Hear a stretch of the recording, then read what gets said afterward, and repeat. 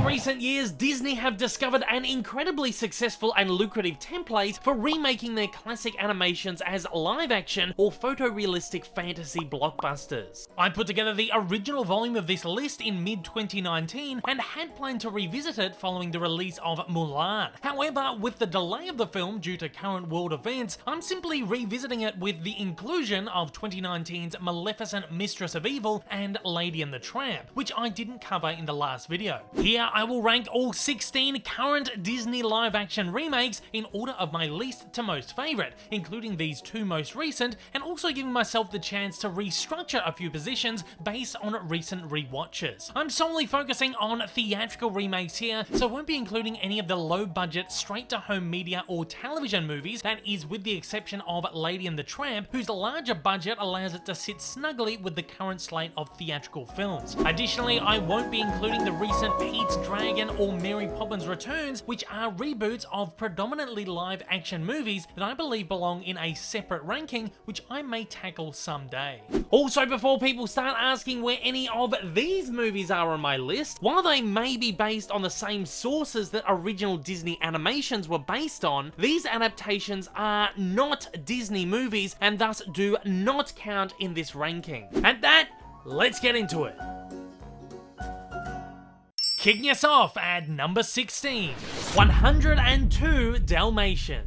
Out of all of these movies, 102 Dalmatians is the one that I simply cannot find any logical justification for its existence. It's cheap, corny, and way over the top, taking all of the worst parts from 101 Dalmatians, which we will get to soon, and dialing them up to 100. Any redeeming qualities of the first are completely stripped back too, with even Glenn Close's portrayal of Cruella proving incredibly painful here. 102 Dalmatians shows very little respect to its original source and uses its premise sparingly as the setup for more rapid-fire, stupid, funny animal gags, frustratingly annoying characters, and an almost invisible plot. Remember those awful, cheaply made straight-to-home video animated sequels they used to make? Yeah, this is the live-action equivalent of those, except it was actually somehow released theatrically. 15. Alice in Wonderland. Not only is this a tremendous departure from the original Walt Disney animation, but it's also an enormous stain on Lewis Carroll's original source material. In fact, it's highly surprising to me that this was so successful that it set the precedent and catalyst for Disney's entire modern remake slate. This Alice isn't the bright, vibrant, and energetic tale that we all love, but a dark, dreary, and tiresome attempt at fantasy filmmaking through a Tim Burtonized lens. On paper, Burton doesn't seem a bad fit at all. In fact, his wacky style certainly lends itself quite well to the overall visual design, but in his efforts, he managed to suck out all of the life and colour present in the original animation. Performances here are pretty dreadful as well, and almost everyone is wildly miscast, particularly Mia Wasikowska, who can't manage to muster the energetic childlike wonder of the animated Alice. 14. The Jungle Book, 1994. Commonly considered Disney's first live-action remake and originally advertised as such, Disney's first live-action stab at The Jungle Book isn't really a remake at all. There are no musical numbers or talking animals, and the story of the animation and Kipling's original novel are sidestepped altogether in favour of a story about Mowgli as a fully grown man. It works more so as an adaptation of Kipling's original sequel novels, but still a very loose one at that. There's nothing particularly Disney about this movie, likely because it was initially an independent production that Disney took over in order to capitalize. That said, it does have great production values, decent action sequences, and an enormously impressive cast. It works well as a lower grade, mummy-esque 90s action-adventure flick, however, not an overly exciting, entertaining, or interesting one at that. 13.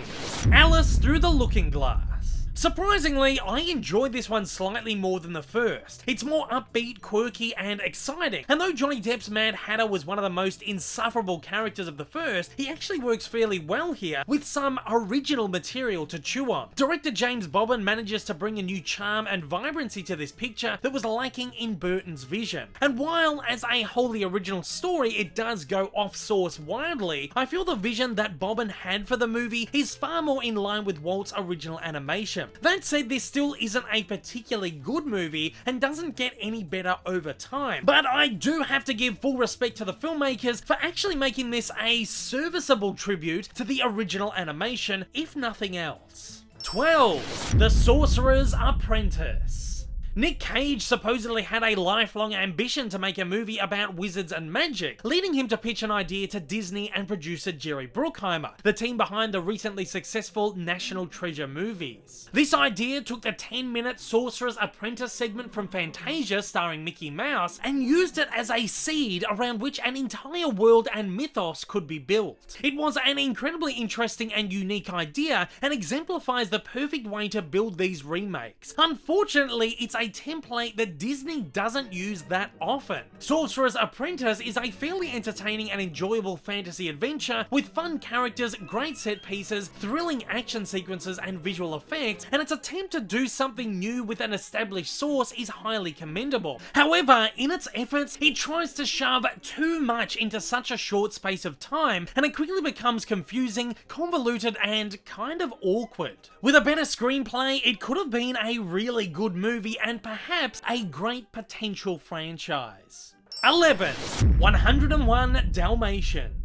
Disney's first mass-marketed remake kicks off with a wonderfully charming 90s rom-com feel that grips you right away with its delightful characters, genuine laughs, and engaging premise. However, the movie begins a rapid downward spiral around the halfway mark, transitioning from a lovable and enjoyable tribute to the original to a brainless, slapstick, funny animal movie. 101 is written by legendary screenwriter John Hughes, and it's almost as if he was simply tasked to take his Home Alone formula and write an animal version with very little effort. Jeff Daniels and Jolie Richardson are wonderful, and Glenn Close delivers a memorable performance as Cruella de Vil, single-handedly saving the movie from being unwatchable. Otherwise, the movie does offer some fun throwbacks to the original film and serves as some great 90s nostalgia today. And I'm especially glad that they didn't make the animals talk, such was a common trend in 90s kids movies, because I think that would have been absolutely disastrous.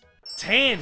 Maleficent, Mistress of Evil. This is a visually gorgeous film and easily one of the most stunning in the live-action reboot franchise so far, with beautiful imagery at almost every step of the way. The movie tells a wonderful story and has a clear, meaningful message at its heart as it touches on themes such as love, acceptance, empathy, equality, and family. Best bit is, it's told in a way that doesn't come off incredibly overt or preachy, something that Disney has struggled with in previous years. It also feels a lot freer than the first, moving away from source in welcome new directions with bigger, grander elaborations on stories and characters in perfectly organic ways. Maleficent and Aurora see fantastic character growth, and each and every supporting character has a surprisingly well-fleshed arc. That said, Mistress of Evil has a lot to juggle. There's so much going on that it becomes fairly muddled narratively. It's easy to get lost in the numerous plot threads and overall spectacle. That said, there's nothing incredibly special or unique about the movie, and while well-meaning, it does often feel quite vacuous. No, I didn't hate it, but I didn't love it either. 9. Lady and the Tramp. Disney Plus's first of, I'm sure, many live-action remakes of Disney animated films offers a sweet take on Walt Disney's 1955 classic. It's obvious from the outset why this one didn't make it to cinemas. Lady and the Tramp is probably a lesser IP for the company, and this remake probably wouldn't have performed too well at the box office. That said, the production values are fantastic, and everything from the CGI to the visual design to the cast involved are first class. While Lady and the Tramp does offer small moments of added story depth, all of which are great inclusions, overall it does play it quite safe, offering an almost beat-for-beat retelling. It's also not as exciting or visionary as some of the theatricals, however with the limitations and restraints of the smaller, more intimate story, I couldn't imagine it being any better or different had it been made for the big screen. Overall, it's an enjoyable, heartfelt film with great performances all round. 8. Dumbo. Considering the original is merely an hour long, Tim Burton's Dumbo really only acts as a remake for half its length, with the second half expanding the story into a pseudo-sequel. While I really like the new direction, my main issue was that it continues to feel longer-winded and more overblown the more story and characters are bundled into it. There are some great moments, many of them new, but at 115 minutes they almost feel few and far between. Dumbo is beautifully directed and an absolute pleasure to look at. The original is one of Disney's darkest early efforts, and Burton's style really fits this one, unlike with Alice. I applaud the way that it dared to be different while staying respectful to the original source. However, with a few narrative issues, again, I can't say that I loved it. 7. Aladdin. On one hand, I really admire the way that this one stays so true to source while also making an effort to do something new, but the way in which it was adapted just didn't work for me. Aladdin feels like an extravagantly produced stage play with lifeless and lackluster performances, which I actually think comes down to the film's direction and not the actors. The musical numbers also don't work for me here. They feel forced, with the movie coming to a halt to make a show out of every single one of them instead of allowing them to flow seamlessly as in the animation. While numbers such as A Whole New World give me goosebumps in the original, I feel nothing here. I don't really care for any of the added songs, characters and subplots, or any of the newly added expansions. It all feels shoehorned for the sake of adding superfluous new stuff to an already jam-packed tight little narrative. The only saving grace in this movie for me is Will Smith. While I don't think he completely captured the spirit of the genie, I think he did a reasonable and enjoyable job. I really wish I could say I loved Aladdin, but I just can't. It left me wanting something more. 6. Maleficent. As an enormous fan of Walt's classic Sleeping Beauty, I really like Maleficent. It's enjoyable and gripping and beautifully shot and designed. It's not only a nice tribute to the source, but also puts a great new spin on it. In fact, while some of the divergences from Sleeping Beauty do bother me a little, I love and admire the film's willingness and bravery to reinvent and do something different. I'm a big advocate for these remakes, but I certainly enjoy them more if they don't just offer up the exact same movie on a live action platter. There's a lot in Maleficent that doesn't exactly work. Most of the acting is pretty corny, it has a slow narrative and a slightly long runtime, and thus can be tedious to trudge through. Regardless, I love the movie's fantasy elements and Jolie's performances, and overall I find it fairly enjoyable, if somewhat of a guilty pleasure. 5. The Jungle Book 2016. While featuring plenty of callbacks to the animation, this adaptation bends more towards Kipling's novel, working as a great reimagining of both versions. As a result, however, it struggles to figure out what it wants to be. One minute it's a dark drama avoiding the animation's musical template, then the next it's stopping in its track for a classic song. While fun, these moments feel inorganic, shoehorned and out of place, making the movie drag at times and feel narratively incoherent. Though it's arguable that Walt Disney would have liked this take, considering he was vehemently against the novel's dark tone, Jungle Book is exciting, gripping and highly entertaining, with spectacular lifelike animation that makes it easy to forget that everything is CGI except for Mowgli. However, the efforts to make something fairly far removed from the animation while keeping its spirit alive are highly admirable. 4.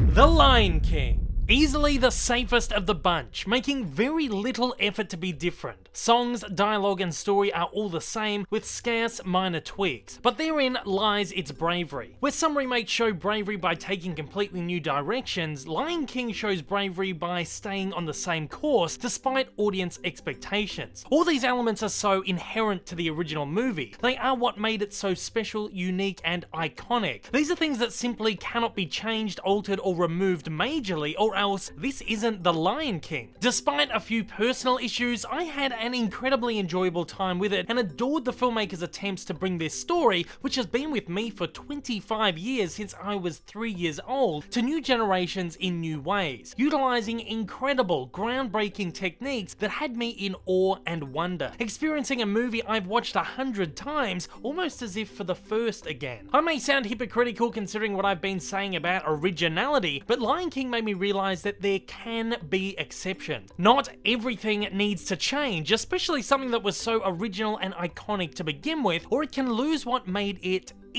in the first place. 3. Christopher Robin. This is another one that isn't a traditional remake, but instead a live-action sequel of sorts to Walt Disney's original Pooh properties, while also offering a more adult-oriented take on the stories. It's touching, honest, funny, tear-inducing, and incredibly moving. Everything a good Winnie the Pooh story should be. That said, it's certainly not a perfect movie. It has a reasonably long runtime that tends to drag in parts and is quite dark and somber. I think it worked for the story, but also feel it should have been a touch brighter overall. Regardless, I deeply love Christopher Robin and find Ewan McGregor's casting to be one of the most delightful things to come from this lot of movies. 2. Beauty and the Beast. A gorgeous retelling with beautiful visual design, an overall sense of magic and enchantment, and fantastic character portrayals capturing the beauty and charm of the original in such a wonderfully respectful and emotional way. Though some have taken issue to Emma Watson's portrayal of Belle, I find her to be incredibly charming, and the supporting cast is equally as delightful. I love just about everything here, from the musical numbers which flow so beautifully and organically, to the newly added expansions, which work incredibly well and actually add to the story. Regardless of how much I adore this one, it doesn't take out my top space simply because it doesn't take many enormous risks, almost working as a play-by-play of the original. And coming in as my number one favourite live-action Disney remake, Cinderella. While Walt Disney's original Cinderella is an undeniable masterpiece, it's never been an absolute favourite. However, Kenneth Branagh's Shakespearean directorial style and design template lend themselves perfectly to this tale, creating easily the shiniest, most stunning, and most eloquent film of the lot. Cinderella stays incredibly true and respectful to the source, offering the story we know and love, but also admirably pulls in new elements and expands the story in inventive, engaging, and brave new ways. Just about everything about Cinderella is exquisite, from the costume set and visual design, hallmarked by vibrant saturated colours, to the classically inspired score and not so over-the-top performances. Branagh absolutely knows how to bring all the feels in the most stylish way possible, and make Cinderella as perfect a remake as can be. And at that, it's over to you guys out there. I want to know, what are your thoughts on the Disney live-action remakes? What are your favourites and what are your least favourites? Fire away in the comments below, but as always, please stay civil down there. Everyone will have their own different thoughts and opinions. If you want yours respected, please respect those of others. If this is your first time viewing one of my videos and you'd like to see more like it in the future, then please don't forget to hit that big old subscribe button up on your screen, as well as that like button down below for that little extra support. Also, don't forget to check me out on social media, and please consider supporting me over on Patreon. Thanks for watching and have a fantastic day.